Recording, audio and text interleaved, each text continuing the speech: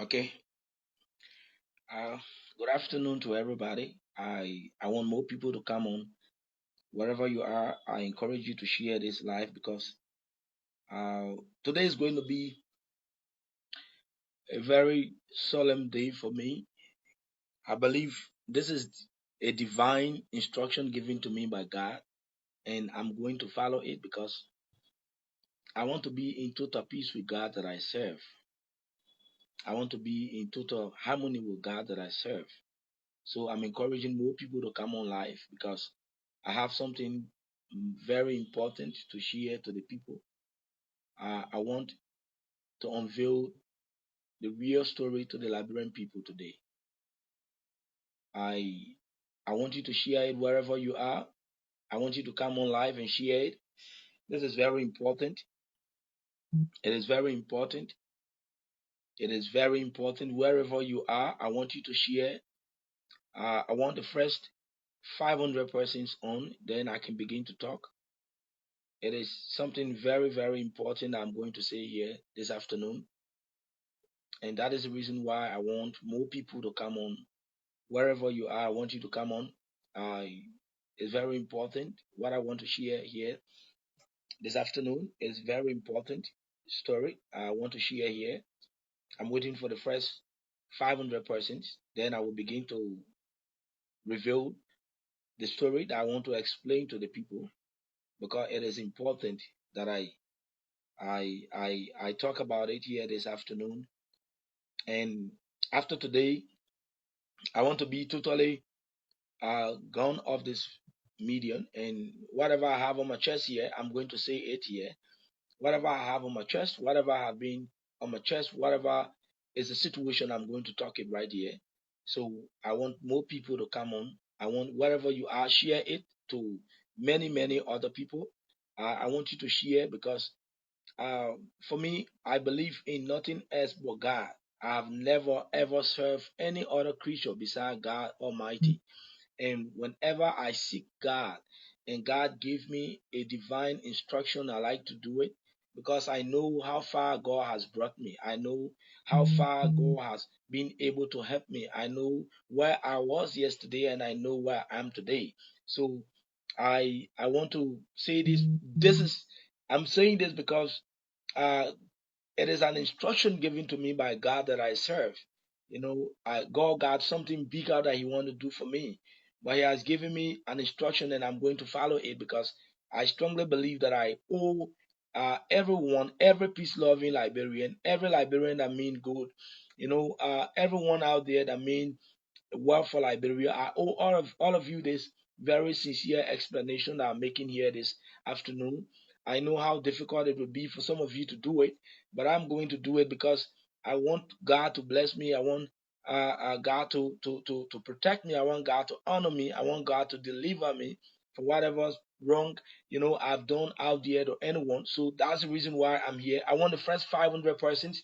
By the time it hit 500, I'm going to start talking right away. I'm going to start saying why I'm saying this and what led me or motivated me to say what I'm saying.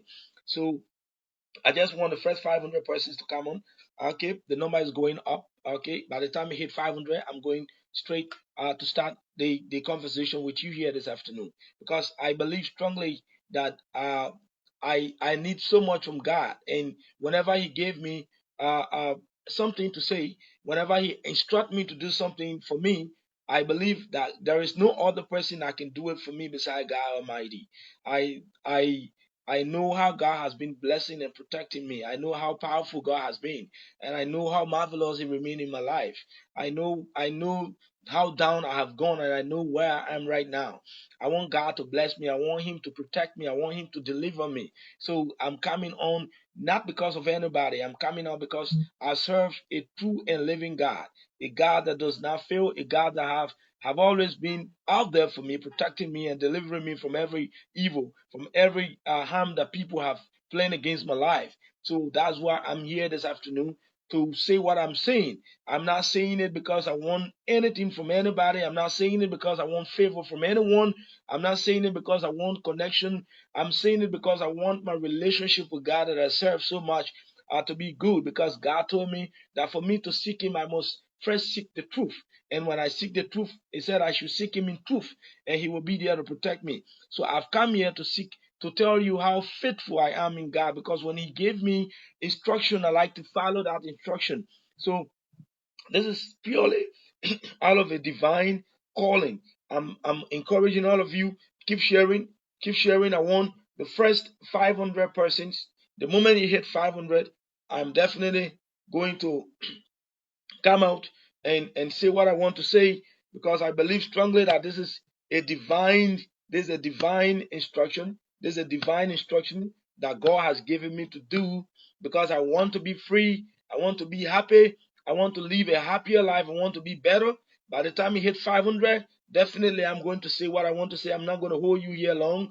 It's going to be a very short conversation here this afternoon, but I believe strongly that I have to say it, because I serve God diligently, and I have always worshiped Him. I've always gone to Him. This is the only way God can protect you, when you serve Him with all diligence and truthfulness. And I believe we all err, we all do mistakes, we all commit things that we're not supposed to do. No man is perfect, no man is right except God. So nobody can tell me that you're not supposed to do what you're doing. Nobody can say that you're not right to say what you're saying. Only God got the authority to do that. So that's the reason why I'm here to talk to you through the special grace of God. It takes the real spirit of God to do what I'm about to do here this afternoon. It takes the grace of God. You know, some of you will say, "Oh, I'm thinking about how people are going to look at me. I'm thinking about how people are going to say about me." But I'm looking at myself. I'm looking at the God that I serve. I'm looking at I've sought God. I've sought Him. I've cried to Him. I've gone to God in prayers. I have sought Him in tears. And I've asked Him, God, what can I do? And He instructed me to do what I'm doing here this afternoon. I'm kindly appealing to you, just be patient with me. The moment you hit 500, I'm going to start talking. Okay? The moment you hit 500, I'm going to start talking. It is about my wife, the president, and myself. It is about my wife, the president, and myself. This is purely about President George Weah, my wife, and myself. So I'm going to explain every situation here this afternoon. I want to take this off my chest and move on with my life. Okay? This is how it goes. First of all, let me say to you all that I'm very happy to be here this afternoon. I'm so grateful to God for keeping me alive, for making me to be stronger, and for making me to be who I am right now. I've learned a whole great deal of lessons. You know, there are times in life you reach a certain peak, and you think that that all is over, that you've achieved all. And there are times God tries to teach you a lesson so that you can come back to your conscience and realize that indeed that you were nobody. So today I'm here to say what I have to say. I met President George Weah in 2014. 2015, I lost my father. When I lost my dad, I ran to him and I told him I've lost my dad. But then he was a senator and he instructed Seward Briggs. He said, "My man, get that man something." Seward Briggs gave me money. And that was how my relationship with the president started. From there, President Weah became like a fatherly person to me. I will one upon a time visit him at his office. Sometimes I will see him and talk to him. Then came 2017. Initially, I supported the Liberty Party because my other papa too, who had helped me greatly in life, Councillor J. Fonati Kofa, I see him like a dad because what he has done for me is quite immeasurable. So he was initially supporting Liberty Party, and I decided to support him, but I was always in sympathy with CDC. But because of J. Fonati, I started aligning myself with Liberty Party. But I never obtained a membership with Liberty Party one day. So one time I went to the Papa Fonatina. I said, "Papa, from the local things, I don't think Liberty Party is going to win. I'm going to join the CDC." He said he wasn't happy about it. But he said, "Okay, that's your decision to make in my picking. If you want to do it, do it." So I resigned from his office and decided to follow the CDC. It was Abubakar Ba, the current Minister of Internal Affairs, Sekou Kalasko Damaro, and Jefferson Tambakoji, who took me to the president. Abubakar Ba took me to Kings FM. Sekou and Koji took me to the president. And the president told them, look, y'all give the mayor assignment to do. The mayor, let me start work. And immediately I started work. We built a family relationship. We built a tie. It was a real bond that we built. We became one. We became very, very much great family. We won the election, and I got what I could get, and we move on. I saw the president as my dad, and I always refer to him as my father. There was not a day I ever called him President Weah. I will always call him daddy or dad or father. Along the way, on July 31st, out of passion, out of empathy, I wrote an article. That created a very bad blood between me and many other people around the president. The president and I never had a conversation about that article, but his relationship with me became a little bit strained. The way he used to talk to me, the way he would interact with me became strange. So as time went by, things really became very tough and difficult for me. While I was in the government, I reached out to a few people. Many days I would send the president text and say, "Look, Mr. President, I'm sorry. I know I shouldn't have written what I wrote. I should have or published it, but I should have come to you in private to say it. But I sincerely apologize to you. I promise this never happen again." And I went back to work, to LBS. My relationship at LBS was very cordial with all of my colleagues. I'm saying this because I want people to get this straight. Madam Estella Liberté, Titi Jibro, Honorable Legible Rennie, we had a very perfect relationship, including Minister Len Eugene Name. We had a very perfect relationship. Yes, there were times we had some issues at LBS, like between my sister and I, Estella, but we had a very perfect relationship. Whatever I wanted to be done, as long as I passed through the right channel, they were done. At some point in time, we were all young people, so the emotions could be high at times, and we'll have our own issues. But those were not enough to have caused a permanent strain issue between I and my colleagues. In late, I think between September and October, I can't remember the exact date, President Weah appointed Madam Estella Liberté, and Mr. Legible Rennie went to information. I was discouraged, not because they did not make me Director General, but I was discouraged that a man who had been like a father to me at LBS was leaving me in the hands of Estella and Titi. Because I said to him, I said, "Chief, the two people, they will not play with me here." But it was just a joke. I took Estelle and Madam Liberté Kemu. I was always very committed to serve her administration. Going heaven know my heart. Whenever sometimes she wanted to take some decisions, I would walk to her and say, "Chief, let me please talk to you on this. I think the other decision you're about to take, it will not be good."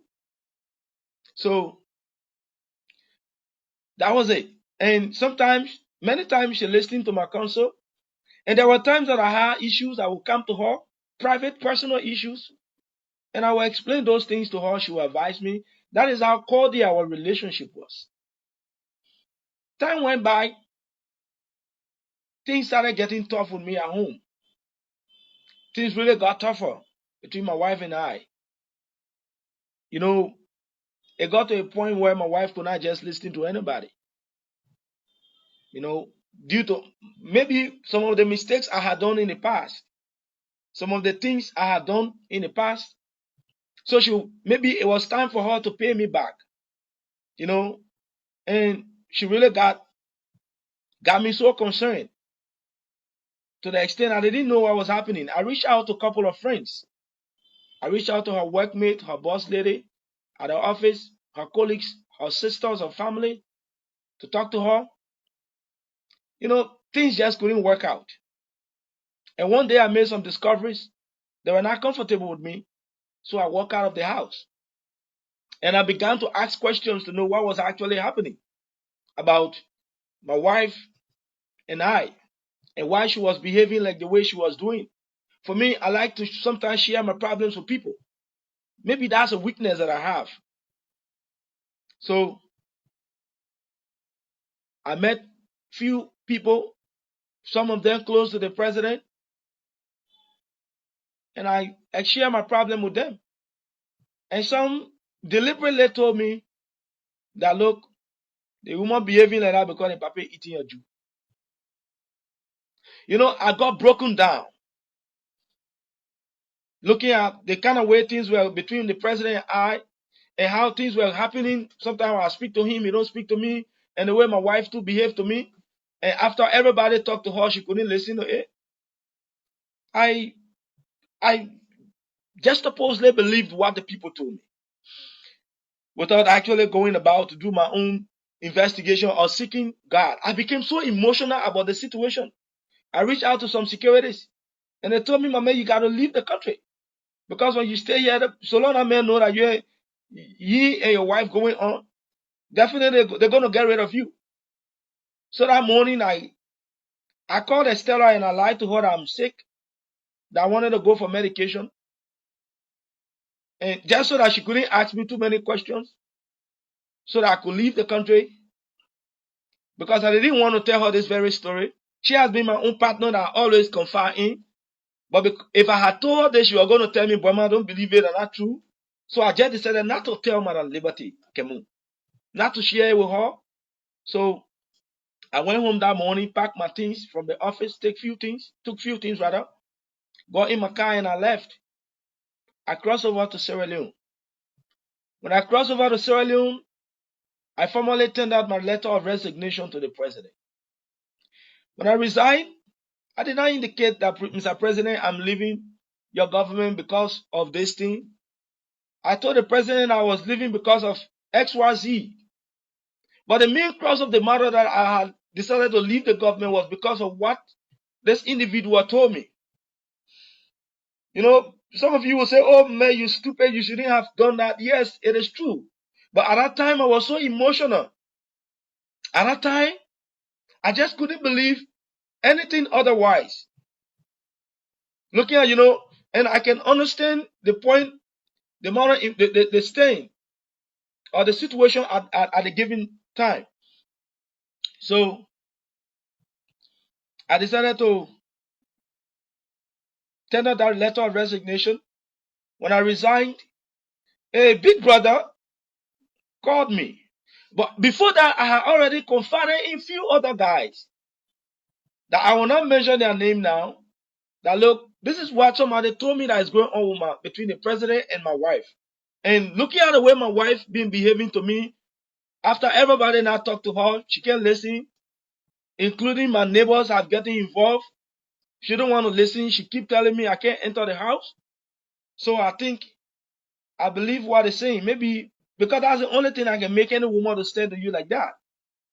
But I don't want you to publish it. Let's keep it to our chest. I'm still investigating. I have formally resigned from the government. I will investigate. If it is true, then definitely we can publish it. So this big brother called me, and I made a similar revelation to him. Big brother Molly passed away. Molly passed away, and I come a long way. I met him through the late Lawrence Brando. Lawrence introduced him to me. Said, "My man, I want papa, I want big brother here." And we began from LMC, Journalists for Human Rights. Then he went to Capital FM. We had this good relationship. I saw him like a big brother. I saw him like a father, somebody that I could talk to. So when he called me, I confided in him. Unfortunately for me, Molly passed away, recorded my voice, and published it on. Molly recorded my voice and published it on Facebook. When Molly did that, then that really got the president angry. People started publishing it that, oh, the president, XYZ, Boima JV, Boima wife, and this. Then that got the president very angry, and I was fired because I had requested I want to resign in December. But the president got angry by that revelation that I made to Molly and dismissed me. And I decided to move on. The next day, I spoke on Costa's platform. Costa asked me, and actually, I could not tell him emphatically that the president was going on with my wife, but I told him that this is something that I will not also dispute. This is something that I will not say it is true, it is not true. Because from what my wife was doing to me, I could believe it. But today I've come to say that having done my own investigation, having prayed about it, I've come to say that indeed the president never had any affairs with my wife. This was a clear manifestation. This was a clear attempt by a few people who believe they could use that situation with my wife to know and sometimes get emotional to get me out. I know how difficult this is to do, but I owe God a whole great deal of sincerity. I owe my wife a whole great deal of apology for the ridicule she went through, the disgrace she went through, all of the molestation she went through. I want to say sorry to you, Willamida. I know this is difficult for you to accept. I know it's painful for you to accept. But I'm here to sincerely apologize to you. I'm here to sincerely say, Mr. President, I'm sorry. I'm here to sincerely apologize to you from the bottom of my heart. I hold nothing against you. I'm not saying this to gain your favor again. I'm not saying this for your people around you to like me. I'm saying this from my heart because I prayed about it. I asked God about it. After I did everything I have to do, I've sought God in prayers, in fasting. I'm in my 21 days. I'm a winner. The Bible tells me that when I wrong people, I should come back and tell them sorry. The Bible tells me that when I hurt someone, I should come and tell them sorry. I know how things are. Yes, I messed up. I know, but it is better to mess up and rise up again. It is better to fall down and muster the courage, correct your mistakes, and move forward. I am exactly doing that today. I'm exactly correcting the mistakes I have made. I'm exactly trying to build it up again because I have wronged people. I've strained marriages. I've strained relationship between the president and his own people. I don't believe I can go with my conscience free if I don't formally apologize to him. Mr. President, I want to say sorry. I want to say sorry to what this may have caused, for what this may have caused to your government. I want to say sorry to my brothers. Jefferson Koji, I know how embarrassed you've been to the extent, even when I tried reaching out to you, you couldn't pick my call. I know how embarrassed because you are my brother. I should have reached out to you first before doing what I did. But I was bitter and I thought it was important for me to do what I did. I was misled, I was misinformed, and I did not sit down to actually weigh the situation. I take responsibility for everything that happened. I take responsibility for everything that happened. Mr. President, I sincerely apologize to you. This is from my heart. This is from my heart. I'm kindly appealing to you. I know how difficult this will be. I kindly beg you, find a place in your heart to forgive me. Find a space in your heart to forgive me. I'm kindly begging you, Mr. President. Find a space in your heart and tender mercy. I know how difficult this will be. With a meter, I know how difficult this is. I want to sincerely apologize to you. It is better I do this now, because the Bible says to me that If I want to go to another level, I have to correct the mistakes that I have made in the past and never repeat those mistakes again. I have no one to depend on beside God. I have no one to run to beside God. I have nowhere to ask for favor beside God. So whatever things happen to me, I seek God and I do what I'm supposed to do. I want to say I'm sincerely sorry for what happened. I want to say I'm sincerely sorry. I know this is difficult to accept. This is so hard to take. But I've wronged you, Willamita. I have no reason to have hold that conversation with uh, Molly. So I'm not going to blame Molly for what happened. I take responsibility. Because if I had not spoken to Molly about it, Molly was not going to record me secretly and publish it on Facebook. Molly, I have nothing against you. I have forgiven you as my brother. You still remain my big brother. I have absolutely nothing against you. I have nothing against you. You may say whatever you want to say. I'm not a confused person. I believe this is the right thing to do with God. I have to do it and move on with my life because it is important for me to have a good relationship with God and to have it with you. When God have you deeper in his place, you become the most happy guy ever. So I'm not going to be moved by what you're saying. I believe that God is currently rejoicing in his kingdom because of what I've done. I believe that the angels around me are happy that I've reached out to people that I've hurt to forgive me. It strained my relationship with my childhood friend. I understood. Okay, I can understand from where he did what he did. My brother David Cole. I can understand. He been my friend from childhood days for more than 20 years. David and I have been friends. I know how bad he felt when this thing happened. So David, I have nothing against you. I forgave you too. You are my brother. Let go the past. I hold nothing in my heart against you. I hold nothing in my heart against you. I can tell you I will continue to say the truth. I believe in truth saying.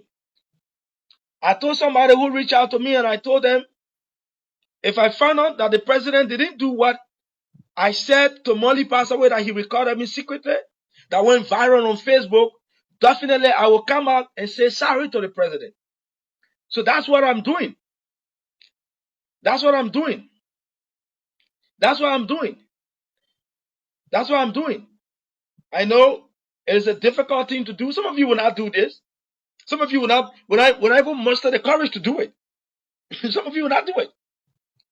But it makes me a better person. It makes me a better, very, very better person to do what I'm doing. I want to say sorry to everybody. My wife, I owe you that apology. I know you're moving on with your life. Likewise, myself, I'm moving on.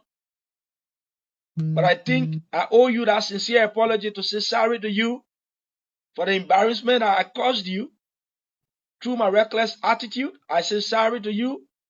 I want to say sorry to the president, to people who entrusted me with everything and brought me closer to the president that I embarrassed. Minister Eugene Nambe, legendary running. I want to say sorry to you people because it was through your recommendations that I became who I was in government. I owe all of you guys that sincere apology. Again, let me say goodbye to all of you. I think I'm a happy person from today.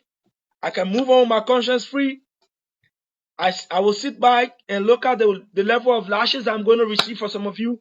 Some of you will insult me. Some of you will say a whole lot of things about me. I don't have a problem about that. It is my life. It is about my relationship with God. I am a winner.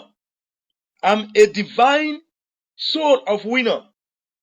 I belong to Winner's Chapel. When I wrong you, my doctrine,